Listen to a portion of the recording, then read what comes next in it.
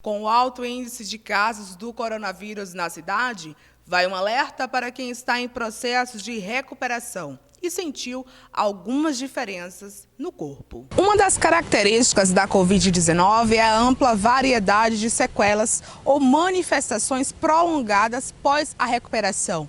Uma delas é em relação à nutrição. Pessoas que têm ganho de peso e outras perda de peso. A nutricionista explica um dos fatores que indica um alerta na parte nutricional e lembra que, devido à ansiedade, muitas pessoas têm ganho de peso. A Covid, no geral, que a gente aprendeu durante esse período da pandemia, é que, no geral, é uma doença que destrói algumas células do nosso organismo.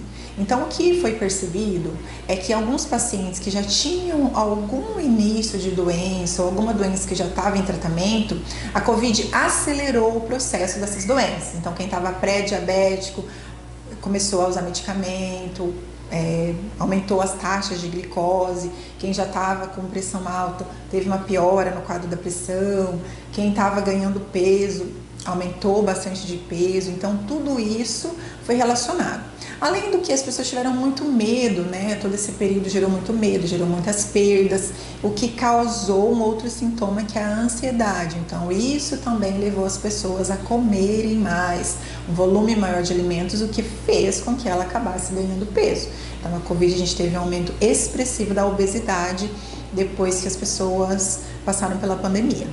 Elisângela ainda dá dicas de como conseguir ter uma alimentação equilibrada para não ter o ganho de peso e ficar mais saudável. Olha, a primeira dica seria se proteger da Covid, não pegar Covid, usar máscara, tomar suas vacinas, tá? Mas se aconteceu de você ter algum tipo de sequela ou ter sintomas e sinais, é importante você sempre dar prioridade para a alimentação saudável.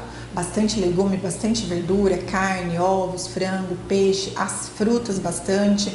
E como ela é uma doença inflamatória, é importante que a gente não consuma muitos alimentos industrializados, porque isso vai dificultar a nossa recuperação, tá? Então também evitar o álcool, refrigerante, muito doce, muito carboidrato, como excesso de pães, massas e arroz, mas principalmente dar uma prioridade para a alimentação saudável, podendo consumir de tudo no nosso dia a dia, mas cuidar com a moderação, a frequência que a gente come determinados alimentos e, se possível, praticar atividade física, que também ajuda bastante.